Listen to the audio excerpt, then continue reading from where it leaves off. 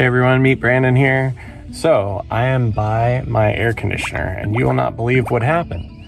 A snake, yes it's dead, a little baby snake crawled into the capacitor, which this is the capacitor, this is the old one, and fried itself on there. I'll post pictures in a minute, you'll see them, okay?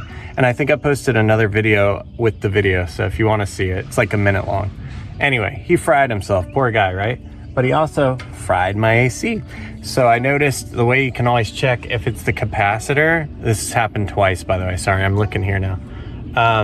Like my wife of course complains, it's getting hot in the house, and I go up to the vents and I feel air, but it's not very cold. And then of course my brain's like, well, let's go check on the AC. I come outside and the whole unit is not on. So that's obviously a problem. I don't know much about capacitors, but I've had this happen before, like 3 years ago.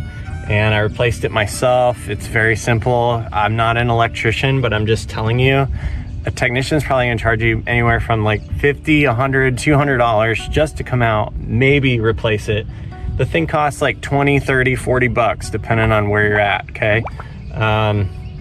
I figured that the snake fried it and that was the problem. So, you know, I tried to clean the wires and stuff like that, but then it wasn't working, so I'm troubleshooting, so then I just went and bought one. I'm also gonna post a link on Amazon to these. This is from Ace Hardware, the one I got. But if you wanna look at that too, pause it or whatever.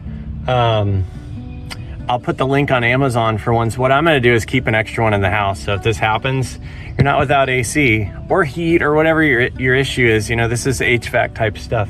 But you don't want to run, it's like 87 degrees in Atlanta today. I didn't want the AC going out. Anyway, long story short, this is how you fix it. It's pretty simple. Order the capacitor. It's just 4 cables. Hopefully you can see it here. I'll bring it closer. But it's really not rocket science, guys. I would say the main thing is take picture of the setup.